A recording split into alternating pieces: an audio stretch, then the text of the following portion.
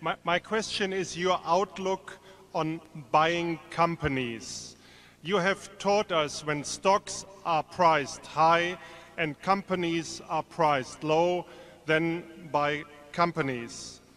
In the 1960s and 70s, we did see the rise of the conglomerates. Then came in the pure industry plays. Now we see a huge amount of money in private equity. And somehow private equity is competing for buying companies. So my question is, what is your outlook on the future of the buyout and the buying company industry?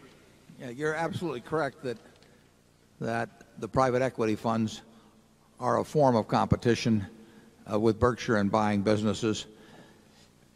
We don't really seek to buy businesses cheap because you're not going to get the chance to do that. We haven't been able to do that.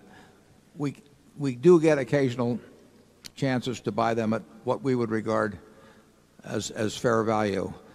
You'll never buy companies as cheap as stocks sometimes get. I mean, sometimes stocks sell for very low compared to intrinsic value. Businesses just don't do it. I mean, the reason is that the prices of stocks, like those junk bonds we talked about earlier, are set in an auction market, and that market can do extreme things, but businesses are sold in a negotiated transaction, and that doesn't get as extreme. Nevertheless, our strong preference, is that we would rather buy businesses at fair prices than stocks even a little cheaper. And the private equity funds are competition.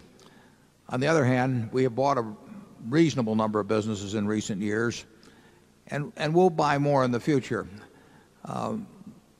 If somebody wants what we are offering,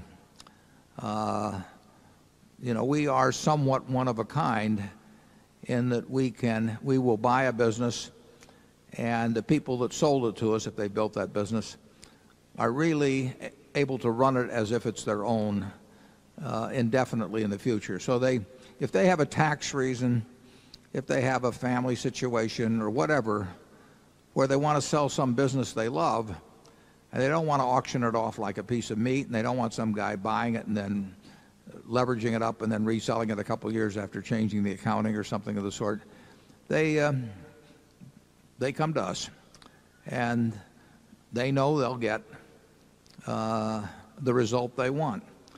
And that happens periodically. It doesn't enable us to buy super bargains or anything like that. It just doesn't work that way. But it does let us put the money to work at a sensible rate. There will be more people like that. Unfortunately, we need big businesses, and they don't come along every day. But as I've said, if you find that kind of an owner, if I owned a business that was big and that maybe my father had started, my grandfather started, and I'd worked a long time for, but for one reason or another I had to monetize it, I would sell to Berkshire. It's very simple, because I wouldn't regard the carving up of it to get perhaps the a higher price, which might not be higher, but I wouldn't regard that as the ultimate goal in life. I think it's kind of crazy, to spend. I think it'd be kind of silly to auction off your daughter to whatever man is willing to pay the most for. And I feel the same way about a business you've created lovingly over decades and decades and decades. And we will buy some more.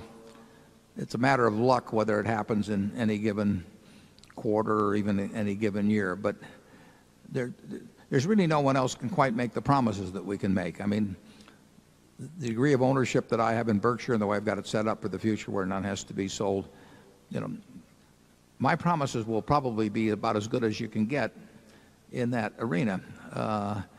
Most big companies simply can't do that. If their board of directors, decides they want to have a pure play, as you put it, in something, what can be done about it? I tell prospective sellers, basically, I'm the only one that can double cross you.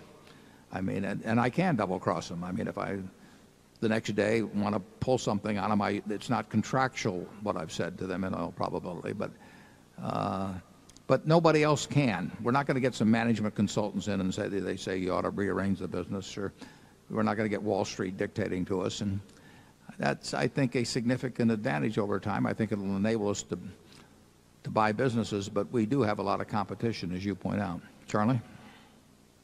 Yeah, it's been interesting, though, that we've had this private equity competition for a long time, and one way or another, we've managed to buy a few things.